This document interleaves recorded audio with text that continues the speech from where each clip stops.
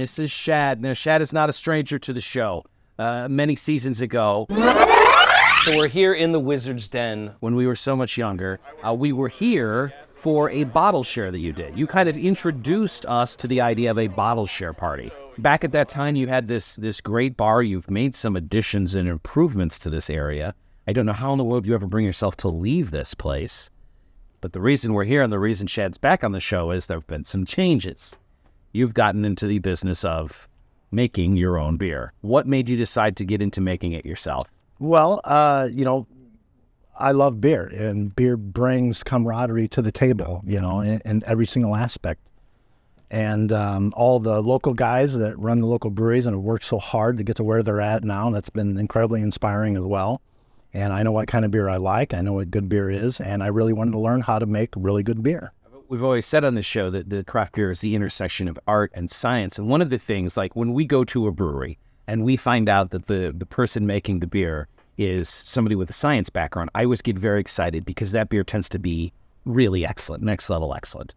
Your background is in computers and electronics. So that's kind of science? Yeah.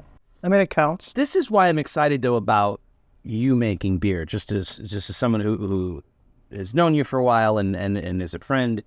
You are perhaps the most detail-oriented cat I know. Like, it's not enough that we're here in your basement. You have your own glassware. You've got your own logo.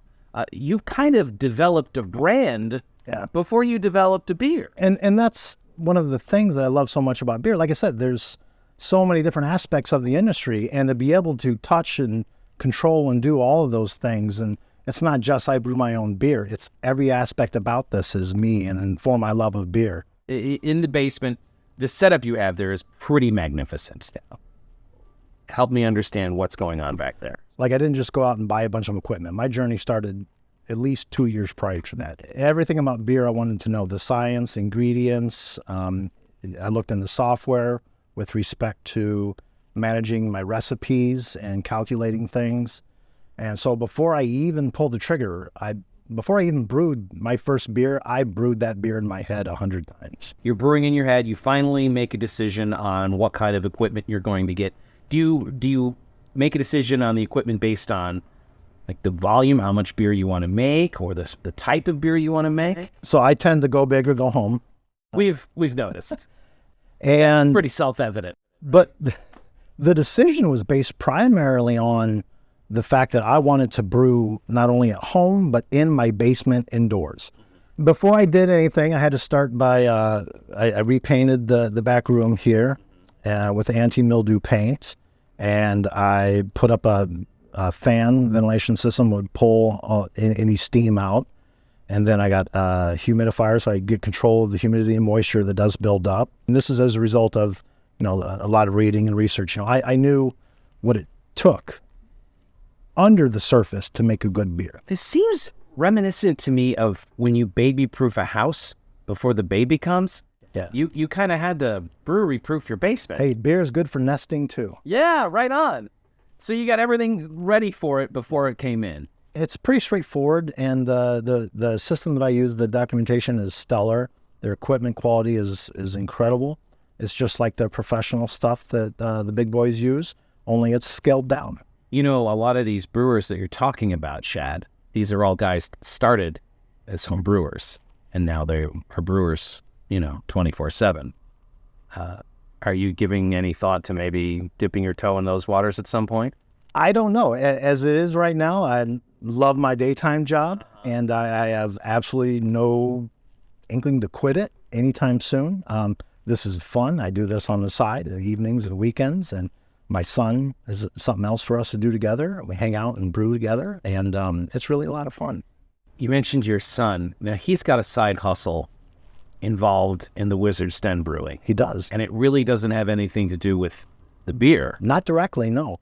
So, as you know, spent grain is a thing in the brewing industry. And but what my son does is he takes the spent grain, and we have a special recipe, and he makes homemade doggy treats with it. We could have your beer, and then the dog could have the spent grain from your beer. You're using the whole craft beer buffalo. It's a lot of fun. When you are making beer, how much beer are you making at a time?